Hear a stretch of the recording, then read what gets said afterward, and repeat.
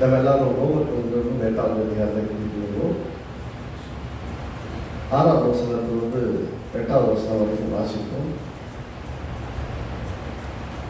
ரோமர் 8ஆம் அதிகாரம் 6ஆம் வசனத்திலிருந்து வாசிக்கிறேன். மாம்ச சிந்தை மரணம், ஆவியின் சிந்தையோ ஜீவனம் சமாதானம். எப்படி மாம்ச சிந்தை தேவனுக்கு விரோதமான பகை. அது தேவனுடைய நியாயப்பிரமாணத்துக்கு கீழ்ப்படிய கூடாமல் இருக்கிறது. மாம்சத்துக்கு உட்பட்டவர்கள் தேவனுக்கு பிரியமாக இருக்க மாட்டார்கள். மாம்சத்துக்கு உட்பட்டவர்கள் தேவனுக்கு பிரியமாக இருக்க மாட்டார்கள். இங்க என்ன சொல்றது? மாம்ச சிந்தை என்ன அடிப்படை ஒரு கேள்வி வரும். மாம்ச சிந்தை மரணம் அப்படின்னு நிறைய சொல்லுவோம். எல்லாம் பற்றி நிறைய சொல்லுவாங்க. மாம்சம் மாம்சம் மாம்சம் மாம்சம் நம்மளே பிசிக்கலை பற்றி பேசுறது விஷயம் என்ன, சுயத்தை முக்கியப்படுத்துவது. எல்லாம் என்னுடைய தான், நான் தான் முக்கியம், மற்ற எதுவுமே முக்கியம் கிடையாது. தேவனோ தேவனுக்கு படுத்தவங்களோ மற்றவங்களோ எதுவுமே முக்கியம் கிடையாது. அப்படின்னா சுயத்தை முக்கியப்படுத்தி பயத்தாலும் இச்சையாலும் செயல்படுகிறது ஒரு விருப்பம், ஒரு பெரிய ஈர்ப்பு. அதன் மூலமாய் செயல்படுகிற மட்டும்தான் மாம்ச சிந்தை. இந்த தாட் ப்ராசஸ் எப்படின்னா, எதை பற்றி யோசிச்சாலும் நம்ம சுயநலம் இருக்கும். சுயநலம் சொல்றது மட்டும் கிடையாது, சில விதமான ஈர்ப்புகள். அதாவது இது எனக்கு வேணும்னா அது வேணும், அவ்வளோதான். அது யாரை கேட்டுக்கிட்டு போனாலும் பற்றி கவலையே கிடையாதுன்னு யோசிக்கிற அளவுக்கு இச்சையினால், வேதம் சொல்லுது, பாவம் என்றுதான் இச்சையினால் இழுப்புண்டு போய் பாவத்தை செய்கிறார்கள் என்று வேதம் சொல்லுது. அது ஆசைகள் உள்ளே எழுப்புகிறது, அதை நிறைவேற்றுவதற்கு இழுத்து தள்ளப்படுகிறார்கள். அப்படின்னா இதுல பாத்தீங்கன்னா அவங்களுக்கு என்ன இருக்குன்னா, பாருங்க சில காரியங்களுக்கு அடிமையா இருப்பாங்க. பாருங்க, குடும்பத்தை பத்தி கவலை இல்லை, சூழல் எப்படிங்கிறத பத்தி கவலை இல்லை, அவங்க எப்படி இருக்காங்கிறத பத்தி கவலை இல்லை. ஆனா எனக்கு இதெல்லாம் நடக்கும். எப்படி நீங்க என்ன விட போயிட்டு பக்கம் எனக்கு இதெல்லாம் நடக்கும். இது மாதிரி குடும்பத்தை நடந்த சின்ன சின்ன விஷயங்கள் மட்டும் கிடையாது. எப்பொழுதெல்லாம் மாம்ச சிந்தை மேலோங்குகிறதோ அப்பொழுதெல்லாம் தேவனுடைய சித்தம் நிறைவேறவே தேவை. சொல்லுங்க, மாம்ச சிந்தை 6ஆம் சொல்றது, ரோமர் 8:6 சொல்றது, மாம்ச சிந்தை மரணம், ஆவியின் சிந்தை எதுக்குறியா ஜீவனம் சமாதானம். When you are spiritually thinking about it, it will bring peace and harmony. ஆவிக்குரிய ரீதியில் சிந்திக்கிறவங்களுக்கும் மாம்சீகமாக யோசிக்கிறவங்க உள்ள வித்தியாசம் என்னன்னா, மாம்சமாக யோசிக்கிறவங்க it will lead to destruction, மரணத்துக்கு நேரம் நடக்குதுன்னு ரொம்ப எளிமையாக சொல்லலாம். இன்னொரு பக்கம் ஆவிக்குரிய சிந்தையோ அப்படின்னா கர்த்தர் எப்படி பார்க்கிறாங்க, கர்த்தருடைய பார்வையை எப்படின்னு யோசிச்சு வாழக்கூடிய மக்களுக்கு ஆவியின் சிந்தை ஆவிக்குரிய விட யோசிக்கிறாங்க. அது எப்படி இருக்குன்னா ஜீவனும் சமாதானம். ஒரு நம்முடைய எண்ணம் என்ன ப்ரொடியூஸ் பண்ண போகுது, என்ன விளைவை கொண்டு வர போகுதுங்கிறதுல உங்களுக்கு தெரிஞ்சுக்கணும். நம்ம சிந்தனை கரெக்டாக தப்பா, இது யாருக்கே போய் கேட்கணுமா? யாருன்னு கேட்க இல்லை, உங்களுக்கே தெரியும். நான் யோசிப்பது, நான் நினைப்பது, இப்படியெல்லாம் யோசிக்கிறேன், இது எனக்கு ஜீவனையும் சமாதானத்தையும் கொடுக்குதா அல்லது எனக்கு பயத்தையும் திகிலையும் நம்பிக்கை இன்மையும் உண்டாக்குறதா யோசிக்கிறனாலே தெரிஞ்சு போயிடும். நான் மாம்ச சிந்தையில யோசிக்கிறேன்னா அல்லது தேவனுடைய சிந்தையில யோசிக்கிறேன்னா. தேவனுடைய சிந்தைன்னா கர்த்தருடைய வார்த்தைக்கு அடுத்த விதத்தில் யோசிக்கணும். கர்த்தருடைய வார்த்தை எப்படி சொல்லுது, நான் இதை பார்க்க மாட்டேன், கர்த்தருடைய வார்த்தையை பார்ப்பேன். மாம்ச சிந்தை என்ன செய்யுது, இந்த உலகத்தை சார்ந்து அதை பற்றி கொள்வதற்கு என்னெல்லாம் செய்யணுமோ எல்லாத்தையும் செய்யும். அது உலக மாம்ச சிந்தை மரணம். அடுத்து சொல்லுது எப்படி என்றால், மாம்ச சிந்தை தேவனுக்கு விரோதமான பகை. ஒன்று மாம்ச சிந்தை மரணம் சொல்லுது, இன்னொன்று மாம்ச சிந்தை தேவனுக்கு விரோதமான பகை அப்படி சொல்லிட்டு அதுக்கு விளக்குறது, அது தேவனுடைய நியாய பிரமாணத்துக்கு கீழ்ப்படிய கூடாமலும் இருக்குது. கீழ்ப்படிய முடியல, கீழ்ப்படிய விடமாட்டீங்க. அப்படின்னு என்ன அர்த்தம்? எப்போ நீங்க உலக மனிதர்களை போல யோசித்து உலக மனிதர்களை போல செயல்பட மாதிரி அப்படின்னு சொல்றதை விட, உலகத்தோட சில ஆட்கள் நல்ல ஆட்கள் இருக்கிறாங்க. உங்கள் எண்ணங்கள் கர்த்தருடைய வார்த்தைக்கும் வாக்கு தத்துவங்களுக்கும் உடன்படிக்கைக்கும் ஈடாக இல்லாமல் உங்கள் சூழ்நிலையை மட்டும் கவனிக்கக்கூடிய விதத்திலே பார்த்து பேசுகிறவர்களாக இருந்தால் நீங்கள் தேவனுடைய ஆசீர்வாதங்களை இழந்து போகிறவர்களாக இருக்கிறீர்கள். என்ன பிரச்சனைனா, மாம்ச சிந்தை இருந்தான்னா கர்த்தருடைய வார்த்தை உதாரணம் சொல்றேன். மாம்ச சிந்தைக்கும் ஆவிக்குரிய சிந்தைக்கும் வித்தியாசத்தை. உங்களுக்கு ஒரு பெரிய தேவை மத்தியில் இருக்கீங்க, அல்ல பெரிய பலவீனத்தை மத்தியில் வியாதி மத்தியில் இருக்கீங்க. கர்த்தருடைய வார்த்தை சொல்லுது, நீங்கள் என் வார்த்தையினால் சுகமானீர்கள். உங்கள் நோய்களினால் நான் சுகத்து தீர்த்தேன்னு கர்த்தர் சொல்லிக்கிறார். மாம்ச சிந்தை என்ன சொல்லும்? பைபிள் சொல்லுங்க, ஆனா எனக்கு உடம்புல இருக்கிற வழி எனக்கு தான் தெரியும். எனக்கு இருக்க பிரச்சனை எனக்கு தானே தெரியும். என் பிரச்சனை பெரும் பிரச்சனை எனக்கு. என் பிரச்சனை யார் புரிஞ்சுக்குவாங்க? ஏசப்பா தெரியுமா நான் போற பாதை? இப்படி சொல்றாங்க. என்ன அர்த்தம்னா கர்த்தர் சொல்றாரு, உன் பாரதியெல்லாம் என்கிட்ட இருக்கு. என்ன சொல்றாங்கன்னா என் பாரம் என்கிட்டே இருக்கட்டும், நான் சுமத்துக்கிறேன்.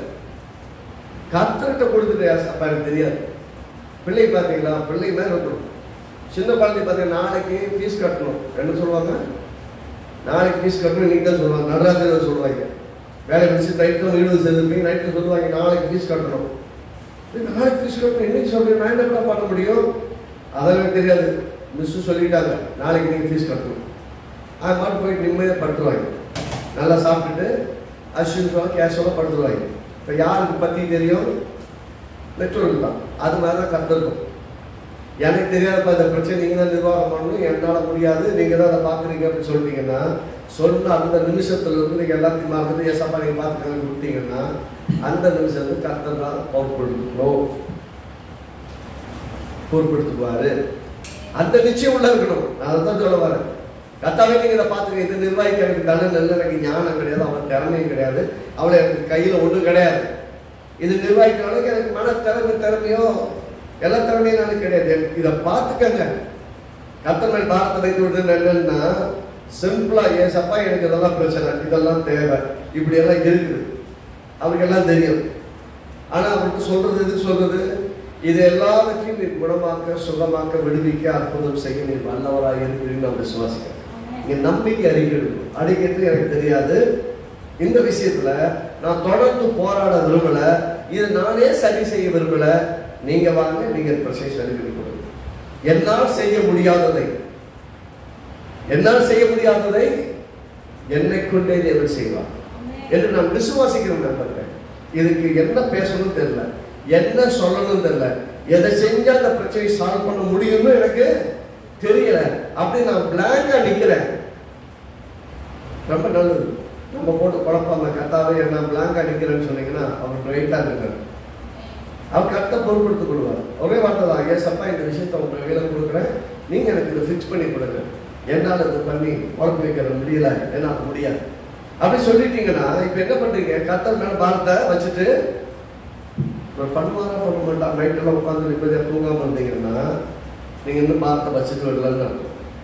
வச்சுட்டீங்கன்னா யோசிப்பீங்க, கர்த்தர் பார்த்து கொள்ளலாம். கர்த்தருடைய பருவத்துல பார்த்து கொள்ளப்படும். கர்த்தர் நல்ல ரிசல்ட் அந்த விஷயத்துல கொடுப்பார். நம்ம ஆரம்பிப்பீங்க. அதனாலதான் எப்பயுமே நம்ம மனசு யோசிக்கிறபடியே போராட நினைச்சோம்னா காரியத்தை ஜெயம் பண்ண முடியாது. கர்த்தர் கையில கொடுக்கிற விஷயத்துல உத்தமமா இருக்கணும். உத்தமமா கர்த்தர் சொல்றாரு, நான் உனக்கு குழந்தைய கொடுப்பேன் ஆபிரகாம் சொன்னார்.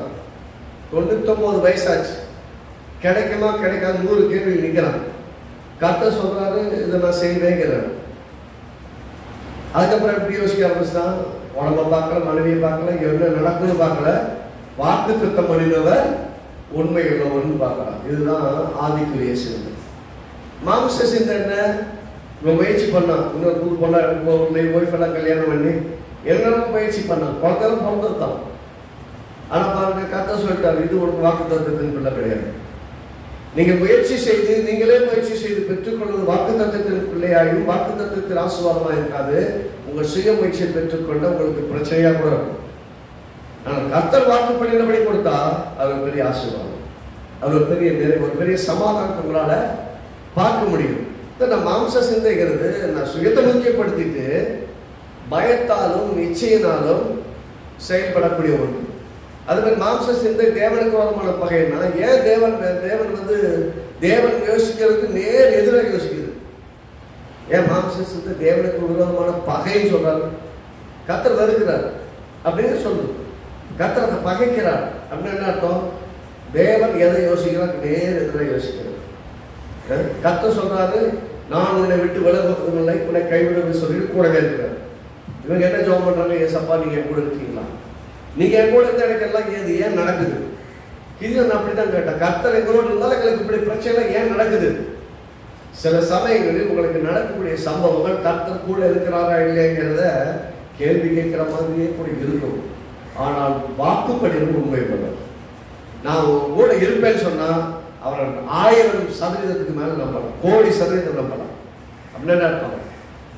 அத்தனை டைம் அவரை நம்பலாம், சதவீதம் கிடையாது, அத்தனை 1000 கோடி கணக்கான டைம் அவரை நம்பலாம். ஏன்னா அவருடைய சொன்னால் வார்த்தையை மாற்றவே மாட்டார். நீங்க உணர்றீங்களோ இல்லையோ, உங்களுக்கு புரியுதோ இல்லையோ, கர்த்தரோடு இருக்கிறார்.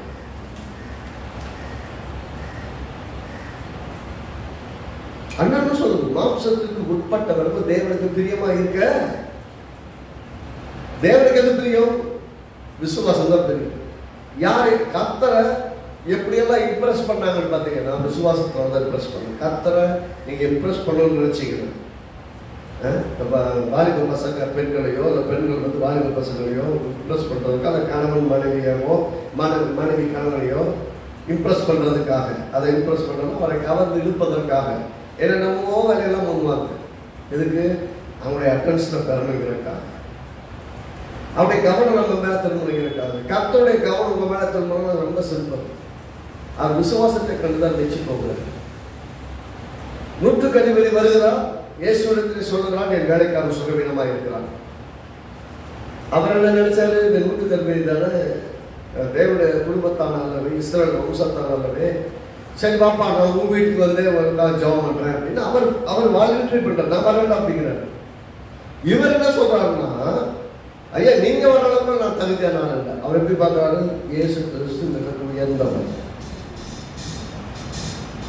ஏன் எனக்கு கீழே 100 பேர் வேலை பார்க்குறாங்க தான், நான் போறேன் வர்றேன். ஆனா நீங்க என் வீட்டுக்கு வர அளவுக்கு என் வீடு தகுதியான வீடு. தகுதியான வீடு எதை வச்சு சொல்றாரு? அவர் பெரிய பதவியில் இருக்கக்கூடியவர், ஆனால் தகுதியில் யோசிக்கிறார். ஏன்? இவர் எல்லாவற்றுக்கும் மேலான தேவகுமாரன் என்று பார்க்கிறார். அவனுக்கு கிடைச்ச மிகப்பெரிய வெளிப்பாடுன்னா, இவர் சொன்ன எல்லாம் நடக்கும். இவர் சொன்ன எல்லாம் நடக்கும். தேவனை அறியாத, வாக்குத்தத்தம் பெறாத, உடன்படிக்கையின் பிள்ளையாக இல்லாத ஒருத்தருக்கு அவ்வளவு பெரிய தெளிவு. எனக்கு சொல்லுங்க, உலகத்துல கிறிஸ்துவ விசுவாசிகளை விட கிறிஸ்துவை விசுவாசிக்காமல் இருக்கிறார் வெளியில் இருக்கக்கூடியவருடைய கர்த்தர்களோட விசுவாசம் பெருசு. அவங்க கர்த்தர் சொல்லலாம், ஏசப்பா எப்படியாவது சொல்லமாப்பா நான் நம்புறேங்க. என்ன கோயிலுக்கு வர பிரச்சனையா இருக்கும், ஆராய்ச்சி பிரச்சனை இருக்கும், சிசமே தடுமாறுவாங்க, அப்படிலாம் இருக்கும். ஆனா ஆண்டவர் பண்ணுற விசுவாசம் பார்த்தீங்கன்னா வேற லெவலா இருக்கும். அற்புதங்களை பெற்றுக்கிட்டே இருப்பாங்க. உள்ளத்துல உள்ள முழுவதும் அவரை வச்சுட்டு இருப்பாங்க. ஆனா எங்கேயும் தேட மாட்டாங்க, போக மாட்டாங்க, வர மாட்டாங்க. பட் ஆனா உள்ள முழுவதும் இயேசுவை பற்றி கொண்டு வரும். எனக்கு இது வரைக்கும் ஏசப்பா தாங்க எல்லாமே அப்படின்னு சொல்லுவாங்க. ஆனா ஆக்ஷனை பார்த்தா ஆக்ஷன் பெருசா இருக்காது, ஆனா பெருசா உள்ள வேலை நடத்திட்டு இருப்பாங்க. என்ன சொல்ல வரேன்னா, தேவனை அறியாத ஒரு மனுஷன் ஆனால் தேவனை அறிகிறார். இந்த இவர் வந்து மாம்சத்தில் வந்த தேவன். இவர் என் வீட்டுக்கு வர்ற அளவுக்கு நான் தகுதி கிடையாது. ஆனா இவர் ஒரு வார்த்தை சொன்னா என் வேலைக்காரன் சுகமாவான்னு சொல்றாரு. அதை கேட்டோன்னே ஏசப்பாவுக்கு பயங்கர சாக்கு. ஏசு என்ன சொல்றாரு? இஸ்ரவேலுக்கு நான் இப்படிப்பட்ட ஒரு விசுவாசத்தை பார்க்கல. பார்ப்பதற்கு இப்போ வேலைக்காரன் சொந்தமாயிட்டான் அப்படிங்கிறது. இப்போ விசுவாசத்தின்படியே சுகமாயிட்டான். அங்க போய் பார்க்கற வேலைக்காரன் சொந்தமா இருந்து வேலை செஞ்சுட்டு இருக்கிறான். நல்லா கவனிக்கணும். விசுவாசத்தை அவன் ஏற்றுவிக்கிறான். கர்த்தரை எப்படி இம்ப்ரெஸ் பண்றாங்க? விசுவாசத்தினால. எங்கெல்லாம் விசுவாசத்தில் மக்கள் செயல்பட்டார்களோ அங்கெல்லாம் இயேசு ரொம்ப பிரமிச்சார். வஸ்திரத்தங்களை தொடவே கூடாது. அதாவது பெரும்பாலுள்ள ஸ்திரீ, அதாவது உதிரப்போக்கு இருக்கக்கூடிய பெண் பப்ளிக் மத்தியில் நடமாடவே கூடாது. இப்படி பார்த்தீங்கன்னா கிராமப்புறங்கள் அது பழக்க வழக்கம். அப்படியெல்லாம் நடக்கக்கூடாதுன்ற நிறைய சிஸ்டங்கள் இருக்குது. எதையும் தொட்டுட்டா தீட்டுலாம் சொல்லுவாங்க. அப்படி வரக்கூடிய பெண் ஏதாவது வந்தாங்கன்னா பழைய ஏற்பாட்டு புஸ்தகத்தின்படி தீட்டுன்னு சொல்லிட்டே வரணும். அவங்க எல்லாம் ஒதுங்கிடணும். வழிவிட்ட பக்கமா போகணும். அப்படிப்பட்ட சிஸ்டம் இருக்கும்போது பெரிய கிரௌடு நெருக்கிட்டு நிற்கிது. அந்த கிரௌடுக்குள்ள புகுந்து இயேசுடைய வஸ்திரங்களை பிடிக்கிறாங்க. 12 வருடமாய் பெரும்பாடாக இருந்தவங்க சொல்ல மாட்டாங்க. கர்த்தராகி இயேசு நாங்கள் எல்லா பேரும் நெருங்கிட்டு இருக்காங்கல்ல. ஒருத்தர் இயேசு கேட்கிறாரு, என்னை தொட்டது யாருன்னு கேட்கிறாரு. எல்லாம் நெருக்கி முட்டிக்கிட்டு நிற்கிறாங்க. அந்த முட்டிக்கிட்டு நிற்கும் போது என்னை தொட்டது யாருன்னு கேட்குறாங்க. அவங்க விசேஷம் கேட்குறாங்க, ஏன் இப்போ நெருக்கிட்டு எல்லாம் போட்டு போட்டு அமைக்கிட்டு இருக்கிறாங்க, இது என்ன தொட்டது யாருன்னு கேட்குறீங்களே, என்ன தொட்டது யாருன்னு எப்படி கேட்குறீங்க, யார் எப்படி தெரியும்னா, இல்லை என்கிட்ட இருந்து ஒரு வல்லமை புறப்பட்டு போனோம். எப்படின்னா அவர் இயேசு கிறிஸ்துடைய வல்லமையை எடுத்துக்கொண்டார். நீங்கள் தடுக்கப்படுகிற இடத்தில் உனக்கு தகுதி இல்லை, நீங்க எடுத்துக்கொள்ள முடியாது அப்படின்னு சொல்றாங்க. இல்ல உங்க மனசே சொல்லுது நான் தகுதி இல்லை, நான் எடுத்துக்கொள்ள முடியாது, உங்க மாம்ச சிந்தை சொல்லுதுன்னா விசுவாசத்தை பயிற்றுவித்து விசுவாசத்தோடு தேவனத்தை போய் நின்னீங்கன்னா அவரை தேடி போன ஒருத்தரையும் பெருமை அனுப்புறதே. அவரை தேடி எந்த ஊர்களெல்லாம் வந்த எல்லாரையும் குணமாக்கினார். வேதாமே சொல்லுது, எல்லாரையும் குணமாக்கினார். சந்தர் ரோகிகளை, குஷ்டரோகிகளை, கூடர்களை எல்லாத்தையும் சுகமாக்கி அனுப்பினான்னு சொல்லுது. அவரை தேடி இருந்த ஒருத்தரை கூட அவர் சுகமாக்காம விடுவிக்காம அனுப்புறதே கிடையாது. நல்ல கவனமா பார்த்தீங்கன்னா இயேசுவை நம்பி வந்த ஒருத்தரும் கர்த்தர் கைவிட்டதே கிடையாது இன்னைக்கு வரைக்கும். இன்னைக்கு அவரை வந்து நான் இயேசுல கைவிட்டாருன்னு வெளியே போற ஆளுங்கள்லாம் சும்மா வேற பர்பஸ், அவ்வளவுதான். ஆனா அவரை தேடி வந்த ஒருத்தரை கர்த்தர் கைவிட்டதாலே கிடையாது. நீ எந்த இனம், எந்த குலம், எந்த கோத்திரம் அவர் பார்த்தது கிடையாது. என்னை நம்பி வந்துட்டியா, ஓ எடுத்துக்கணும். அது 100% இருந்தாலும் சரி, 100% திரும்ப இயேசுவை பின்பற்றணும் எல்லாம் சொல்லலை. ஆனால் சுகத்திற்கான விஷயத்தை பெற்றுக்கொண்டு போயிட்டான், அவ்வளோதான். ஒரு விசுவாசம் இயேசுவை அசைக்கிறதா இருக்கிறது, அதுதான் தேவனுடைய சிந்தை. அப்படி இருக்கும்போது நான் விசுவாசிக்க மாட்டேன், எனக்கு கர்த்தர் அற்புதம் செய்யணும்னா அற்புதம் செய்யறது இப்படி. அப்போ அதாவது ஆவிக்குரிய சிந்தைன்னு ஒன்று இருக்கு, மாம்ச சிந்தைன்னு ஒன்று இருக்கு. ஆவிக்குரிய எண்ணம், சிந்தை என்ன எண்ணம், தாட் ப்ராசஸ். ஆவிக்குரிய எண்ணம், மாம்சத்துக்குரிய எண்ணம். மாம்சத்துக்குரிய எண்ணம்னா இந்த மாம்சம் யோசிக்கிற மாதிரி யோசிக்கிறது அப்படிங்கிற மாதிரி கிடையாது. அதாவது பிசிக்கல் அப்படிங்கிற கிடையாது. எபிலிட்டி, நம்முடைய திறமை, நம்மளால் என்ன செய்ய முடியுதுங்கிறது.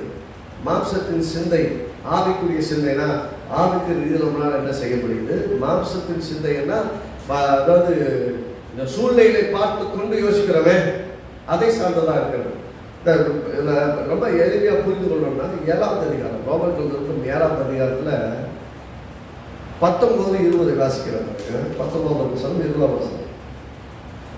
ரோமர்கள் 7ஆம் அதிகாரம் 19. அதனால் நான் விரும்புகிற நன்மையை செய்யாமல் விரும்பாத தீமையையே செய்கிறேன். அந்தப்படி நான் விரும்பாததை நான் செய்தால் நான் அல்ல, எனக்குள்ளே வாசமா இருக்கிற பாவமே அப்படி செய்யும்.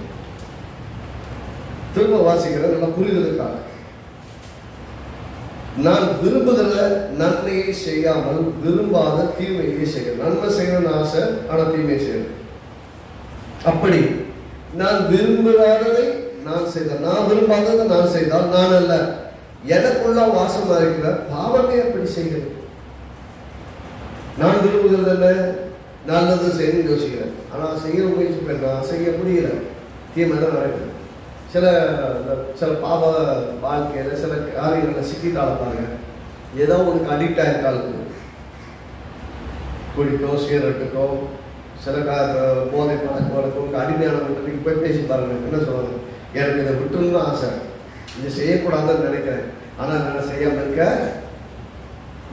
கேள்விப்பட்டீங்களா நம்ம மக்கள் பேசும்போது அவன் சொல்ற, எனக்கு இது வேண்டவே வேண்டாம், தேவையில்லை தான் நினைக்கிறேன், ஆனாலும் என்னால் விட முடியுது, எப்படியோ அதில் மாட்டிக்கிட்டேன், இதை விட்டுட்டு என்னால் வெளியே வர முடியல.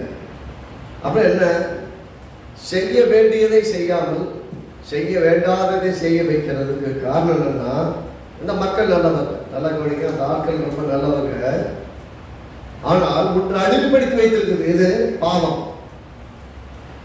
அவங்களுக்கு எது புரியப்பட்டீங்கன்னா, நான் விடணும்னு நினைக்கிறேன், விட முடியலைங்கிறாங்க. அவங்க நினைக்கிறாங்கன்னா, நான் என்னைக்கு விடுறோம் அன்னைக்கு இயேசுவை தேடி வரேன். நான் சொல்றேன், இயேசுவை தேடி வர உங்களுக்கு விடுதலே கிடையாது. இயேசுவை தேடி வராம, ஏன்னா அவர் தான் உங்களை விடுதலையாக்கவே முடியும்.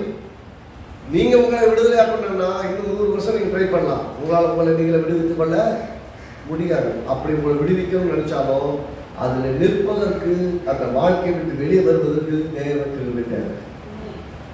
நீங்களே ஃபோர்ஸ்ஃபுல்லா எல்லாம் என் வீட்டில் கஷ்டப்படுறாங்க, இவங்களால ஆத்தி நான் கஷ்டப்படுத்திட்டேன், நான் இதை நிறுத்த போறேன்னு ஒரு வேலை நீங்க நிறுத்தினீங்கன்னா, நிறுத்துறது முக்கியம் கிடையாது. ஒரு நாள் 2 நாள் 3ஆம் நாள் ஈர்ப்பு, 4ஆம் நாள் 4 பேர் பார்ப்பாங்க. நம்மெல்லாம் அப்படி எல்லாம் போய் சுற்றி தானே வாங்கன்னு போயிடுவோம். உயிரை கையில் பிடிச்சிட்டு ஒரு நாள் வெளியே போகணும், வெளியே வரணும், வீட்டுக்கு வரணும். ஏன்? அவருடைய தாக்கம் அவ்வளவு பெருசா இருக்கும். ஆனா அந்த விஷயத்துல கர்த்தர் உங்களை விடுதலையாக்கிட்டாரு வச்சுக்கோங்க. உங்களை சுற்றி ஒரு 100 விதமான ஃபோர்ஸ் உங்களை இழுத்தாலும் கூட கர்த்தருக்குள்ள உறுதியா நிற்க முடியும். அது சிறைப்பட்டு போக கர்த்தர் விட மாட்டார். ஆமென். நீ விசுவாசிக்க, அதுக்காக ஜெபம் பண்ண ஆரம்பிங்க. கர்த்தாவே, என்னுடைய வாழ்க்கையில, குடும்பத்துல என் பிள்ளைகளோ, கணவனோ, மனைவியோ, வேற உறவுகளோ, யாரெல்லாம் நம்ம அடிமையில் அடிக்ட் ஆகி நிற்கிறாங்களோ, கர்த்தாவே இயேசு நாமத்திலே அவங்களை சந்திக்க, அவள் திரும்பியை தாங்க, உண்மை தேடுவதற்கு உதவி செய்யுங்க, அதாவது விடுதலை அடைவதற்கு உதவி செய்யுங்கன்னு நீங்க ஜெபம் பண்ணா கர்த்தர் நிச்சயமாக அவரை விடுதலையாக்குவார்.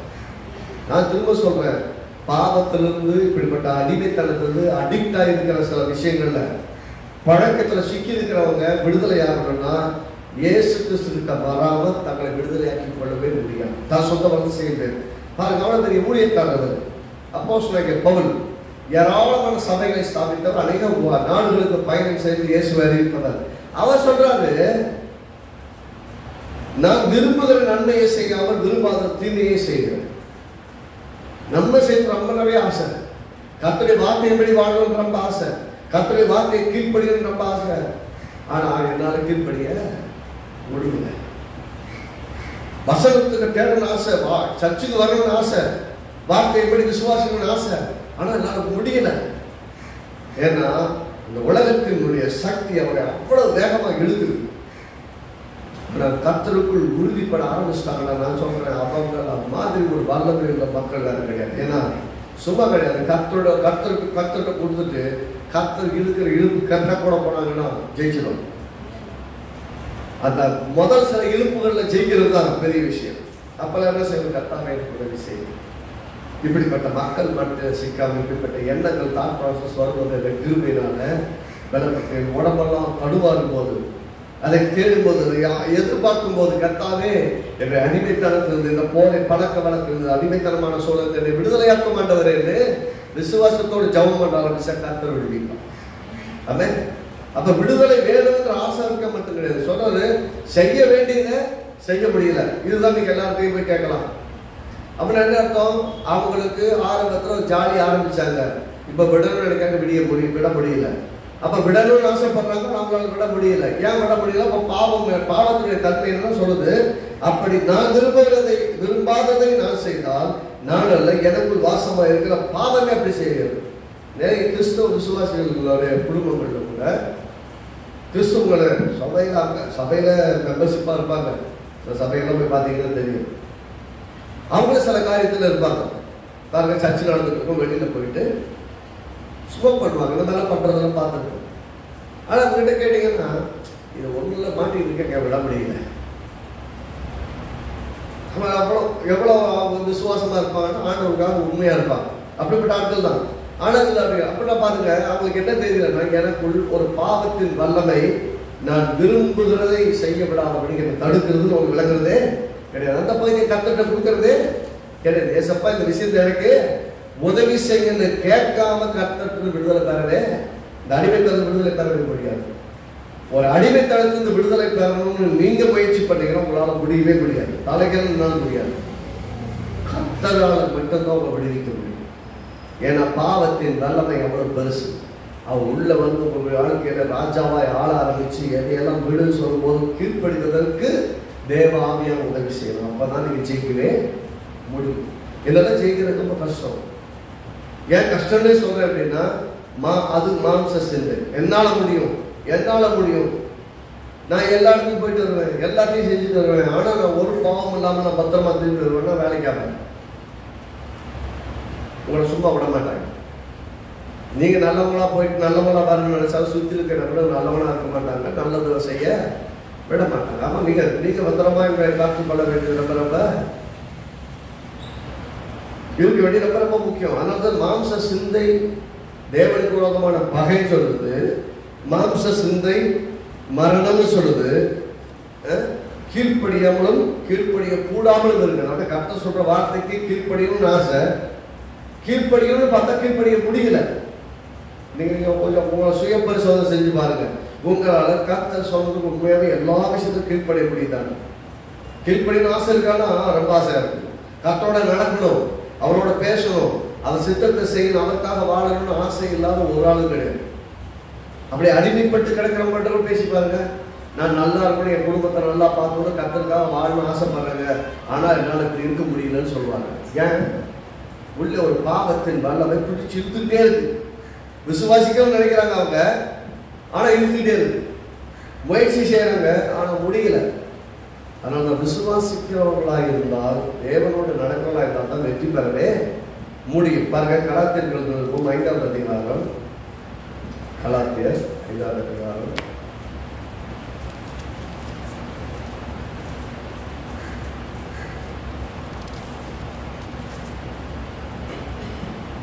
16ஆம் வசனம்.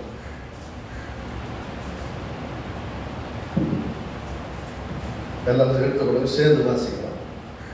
கலாத்தியர்கள் 5ஆம் அதிகாரம். அப்படின்னா மாம்ச சிந்தையை மாம்சமும் ஆவிக்கும் விரோதமாக போராடிட்டே இருக்கிறது, எப்படி ஜெயிக்கிறது?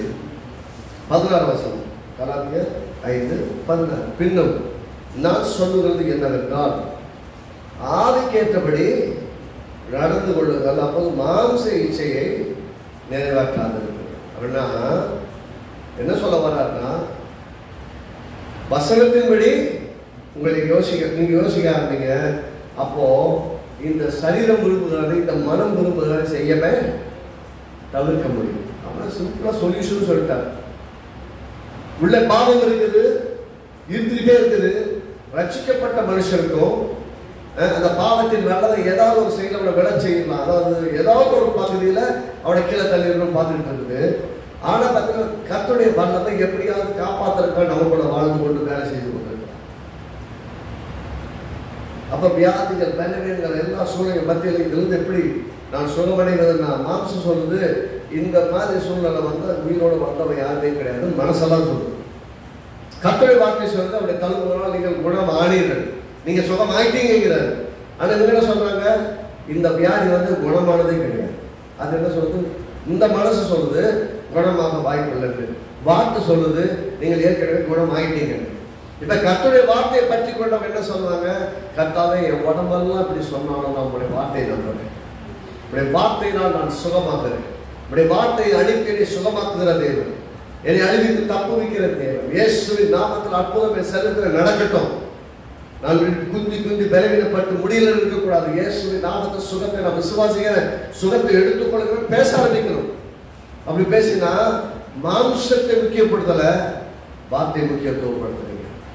இங்க சொல்லும்போது பின்ன நான் சொல்றது ஆவிக்கேற்றபடி நடந்து கொண்டால், ஆவியானவர் சொல்லுகிறபடி நடந்து கொண்டால், அல்லது எது ஆவி குறித்து தெரிந்து அதன்படி நடந்து கொண்டால் மாம்சத்தின் இச்சையை நிறைவேற்றாது இருக்கு. அப்படி நிறைவேற்றாம இருக்கணுமா, தெளிவா நடக்கணுமா?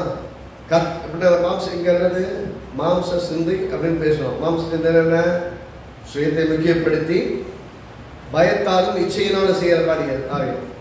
அப்படின்னா இங்க மாம்சத்தை ஏற்றபடி செய்யாமல் ஆவிக்குரிய சிந்தை என்னன்னா, கர்த்தரை முக்கியப்படுத்தி அன்பினாலும் விசுவாசத்தினாலும் நிறைந்து வாழ்வது. திரும்ப சொல்றேன், மாம்ச சிந்தைனா சுயத்தை முக்கியப்படுத்தி பயத்தாலும் இச்சையினாலும் செயல்படுவது. ஆவிக்குரிய சிந்தைனா, ஆவிக்குரிய சிந்தை சொன்னா கர்த்தரை முக்கியப்படுத்தி, அதாவது கர்த்தர் தான் சென்டர் ஆஃப் தி லைஃப், கர்த்தரை முக்கியப்படுத்தி அன்பினாலும் விசுவாசத்தினாலும் உண்டாகிற செயல்கள், விசுவாசத்தினால் செயல்படும். அன்பினாலும் செய்வீங்க, விசுவாசத்தினாலும் செய்வீங்க. எதை செய்தாலும் அன்பினாலும் விசுவாசத்தினாலும் செய்தால் அது ஆவிக்குரிய சிந்தை. எதை செய்தாலும் பயத்தினாலும் எச்சையினாலும் உங்கள் சுயத்தை முக்கியப்படுத்தி செய்தீர்கள் என்றால் அது சுய இச்சை, மாம்ச சிந்தை. புரிஞ்சுக்கிறீங்க? மாம்ச சிந்தைனா சுயத்தை முக்கியப்படுத்தி பயத்தினாலும் இச்சையினாலும் செயல்படுவது. ஆவிக்குரிய சிந்தை அப்படின்னா கர்த்தரை முக்கியப்படுத்தி அன்பினாலும் விசுவாசத்தினாலும் செய்யப்படுகிற செயல். அப்போ நீங்க செய்கிற செயலால் ஒவ்வொன்றையும் கொஞ்சம் ஒரு நிமிஷம் அவசரமா படபடன்னு செய்யறதை விட பேசுறதை விட கொஞ்சம் நிதானிச்சுட்டு ஒரு நிமிஷம் அவனை நிப்பாட்டி, ஒரு 10 செகண்ட் நிப்பாட்டி பேசுறீங்கனாலே சரியா பேசுறீங்க, சரியா செயல்படுவீங்க. உணர்ச்சி வசப்பட்டு செயல்படும் போது தான் பிரச்சனை. 5வது அதிகாரம் கலாத்தியர் 5:17 பாருங்க. மாம்சம் ஆவிக்கு விரோதமாகவும் ஆவி மாம்சத்துக்கு விரோதமாகவும் இச்சிக்கிறது. நீங்கள் செய்ய வேண்டியது என்னவென்று என்கிறவர்களை செய்யாதபடிக்கு இவைகள் ஒன்றுக்கொண்டு விரோதமாக இருக்கிறது. என்ன சொல்றது? 2வது சொல்லுவோம், நீங்கள் செய்ய வேண்டும் என்று இருக்கிறவைகளை செய்யாதபடிக்கு இவைகள் ஒன்றுக்கொண்டு விரோதமாக இருக்கும். ஆவி என்ன சொல்றது? கர்த்தருக்கு பிரியமா வாழணும்னு சொல்றது. உள்ள மனசுக்குள்ள ஆசை என்ன? கர்த்தருக்காக வாழணும், கர்த்தருக்கு பிரியமா இருக்கணும், விசுவாசமா இருக்கணும். மனசுக்குள்ள சொல்லுது, உள்ள ஃபுல்லா சொல்லுது, ஆவி ஃபுல்லா சொல்லுது. ஆனா புத்தி என்ன சொல்லுது? கர்த்தருக்கு விசுவாசமா இருந்தா என்னத்தை பெற்றுக்கொண்டேன், கர்த்தருக்கு உண்மையாக என்னத்தை பெற்றுக்கொண்டேன், நான் பாடு எனக்கு தெரியுமா, இந்த ஏசப்பா என்ன பண்ணிட்டு இருக்காரு. இது என்னது? பயம், சந்தேகங்கள். கர்த்தரை முக்கியப்படுத்தல, சுயத்தை முக்கியப்படுத்து. எனக்கு என்ன நடக்கும், எனக்கு என்ன ஆயிடும். கர்த்தர்கிட்ட உங்க வாழ்க்கை ஒப்பு கொடுத்துட்டீங்கன்னா கர்த்தர் பார்த்துக்கலாம். நிச்சயமா உங்களுக்கு கேடு வராது. கர்த்தர் உண்மையா நம்பினா ஒருபோதும் கெட்டு போக மாட்டார். கர்த்தர் ஒருபோதும் கைவிடவும் மாட்டார். அப்ப கர்த்தர் கைவிடாதவர் அப்படிங்கிற விஷயத்துல நம்ம ஆழமாகவும் உறுதியாக இருந்து வெற்றியை பெறுவது ரொம்ப ரொம்ப முக்கியம். நம்ம பயத்திலே இருக்கிறேன்னு வச்சுக்கோங்களேன், ஒரு காரணத்தை காட்டுறப்ப என்னால ஜெயிக்கவே முடியாது, தோக்க ஆரம்பிச்சிடும். அப்ப ஜெயிக்கணும் அப்படின்னா நான் கர்த்தருக்கு இருக்கிற சிந்தையில தெளிவா இருக்கும். சொல்றாரு, செய்ய விரும்புகிறதை செய்ய முடியாத போவது ஏன்னா ஒன்றுக்கு ஒன்று விரோதமாக போராடுது. இப்ப பாருங்க, நல்லா பாருங்க, என்ன சொல்றாரு? மாம்ச சிந்தை எப்படி பண்ணுதான்? செய்ய விரும்புகிறதை செய்ய விடாமலும் செய்யக்கூடாமலும் இருக்குன்னு சொல்லி அது சொல்றாரு. செய்யணும், நன்மை செய்யணும்னு நினைக்கிறேன், நல்லது செய்யணும்னு நினைக்கிறேன், கடவுளை தேடுறது நல்லதா, நல்லது செய்யணும்னு நினைக்கிறேன், ஆனா செய்ய முடிய மாட்டேங்குது. ஏன் செய்ய முடிய மாட்டேங்குது? உள்ளே பாவம் இந்த உலகத்தை நோக்கி என்ன இழுத்து போகுது. தேவனை முக்கியப்படுத்தல, அன்பில தேவன் நடத்துல அன்பு நிறைவு இல்லை, விசுவாசம் கிடையாது. அதனால தேவனை தேடுறதுல பிரச்சனை. சுயத்தை முக்கியப்படுத்துறாங்க, எனக்கு இது தேவை, பயம் வருது, தேவை எப்படி காரியத்தை சாதிக்க போறோம், என் பிரச்சனை எப்படி மேற்கொள்ள போறோம், பயம் வருது. இப்படிப்பட்ட காரியங்கள் இருக்கிறதுனால பயத்தினாலும் அவிசுவாசத்தாலும் இழுத்துட்டு போயிட்டு எதாவது செய்ய முடியும். அப்ப இந்த ரெண்டுக்கான வித்தியாசம் சரியா தெரியணும்னா நம்ம செய்யற எல்லாவற்றிலையும் ஒரு காம்ப்ரமைஸ் இருக்கும். காம்ப்ரமைஸ் தான் பரவாயில்ல, கர்த்தர் பார்த்துப்பாரு, அவனுக்கு நம்ம நிலைமை தெரியும். எப்படியா நம்ம நிலைமையும் தெரியும், நீ இப்படி வைக்க வேண்டிய ஆள் இல்லைன்னு அவருக்கு நல்லாவே தெரியும். அப்போ மாம்ச சிந்தை தேவனுக்கு விரோதமான பகை. ஏனென்றால் தேவன் யோசிப்பதற்கு நேர் எதிராக யோசிக்கணும். இதை உன்னால் செய்யக்கூடும் கர்த்தர் சொல்லிக்கிறாங்க. கர்த்தருடைய வசனம் சொல்லுது, என்னை பலப்படுத்த கிறிஸ்துவினால் எல்லாத்தையும் செய்யறதுக்கு. ஆனா மனசு சொல்லுது, என்னால் அதை செய்ய முடியாது. என் உடம்பு சொல்லுது, இதான் உன்னால செய்யவே முடியாது. என்னால் முடியாததை என் தேவன் என்னை கொண்டுதான் செய்யணும். இன்னைக்கு ஒருவேளை நீங்க மிகுந்த வேதனையோட வருத்தத்தோட உங்களால் செய்ய முடியல, எல்லாம் சில காரியங்கள் ஜெயிக்க நினைக்க முடியல, மனசெல்லாம் போராடுது, சரீரம் எனக்கு அந்த அளவுக்கு கோஆப்ரேட் பண்ண மாட்டேங்குது, மனசு கோஆப்ரேட் பண்ண மாட்டேங்குது, நான் தடுமாறிட்டு இருக்கேன்னீங்கன்னா நீங்கள் உங்களால் முடியாத கர்த்தர் கையில் கொடுங்க. கர்த்தர் சிறப்பாக செய்து கொடுப்பார். உங்களை பலப்படுத்தி உங்கள் மூலமாகவே அந்த காரியங்களை ஜெயம் எடுக்கும்படிக்கு கர்த்தர் செய்வார்.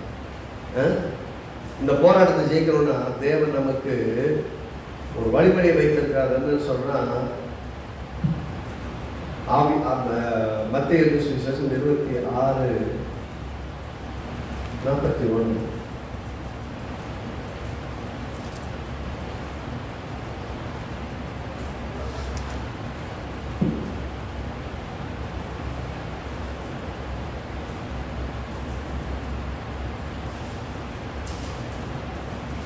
என்ன சொல்றாரு?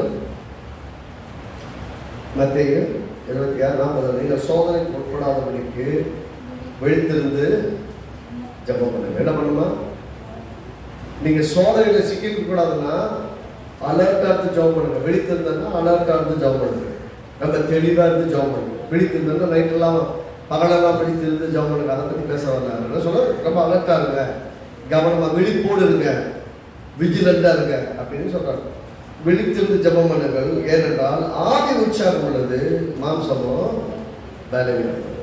ஆவி ரொம்ப உற்சாகமா இருக்குது, தேவனை சேரணும், தேவனை ஜெபம் பண்ணணும், தேவனோட உறவாடணும், தேவனுடைய சித்தத்தை செய்யணும். உடம்பு எந்திரிக்க சோம்பேறித்தனப்படுது, அவரோட நடக்க சோம்பேறித்தனப்படுது, அதனால் முடிய மாட்டேங்குது. அதனால தான் பார்த்தீங்கன்னா மாம்சமும் பலவீனம் உள்ளது. அதனால மாம்ச சிந்தை அதனால தான் மரணத்தை கொண்டு வருகிறது, ஆவின் சிந்தை ஜெயத்தை கொண்டு வருகிறது.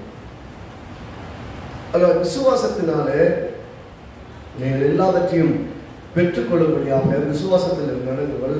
அப்பொழுது எல்லாவற்றையும் பெற்றுக்கொள்ள முடியும், ஜெயிக்க முடியும், வாழ்க்கையிலே எல்லா ஆசீர்வாதங்களையும் பெற்று வாழ முடியும். ஆமென். அப்போ உங்களால் முடியாததை கர்த்தருடைய கையில கொடுப்போம். கர்த்தர் பார்க்கப்படுவார், கர்த்தர் பலப்படுத்துவார். இன்னைக்கு நீங்க பார்க்குற உங்கள் குடும்ப சூழல்கள், உங்கள் சரீர சூழல்கள், உங்கள் ஆவிக்குரிய போராட்டங்கள், மன ரீதியான போராட்டங்கள், 1000 விஷயங்கள் இருந்தாலும் சரி, கர்த்தர் மேல் பாரத்தை வைத்து விடுவார். அவர் உங்களை ஆதரிப்பார். நீதிமானை ஒருபோதும் தள்ளாட ஒட்டாலும் சொல்லி எல்லாருமே விடமாட்டாருன்னா தைரியப்படுத்துவார். ஆமென். செய்ய முடியாததை கர்த்தர் உங்களை கொண்டு செய்ய வல்லவராய்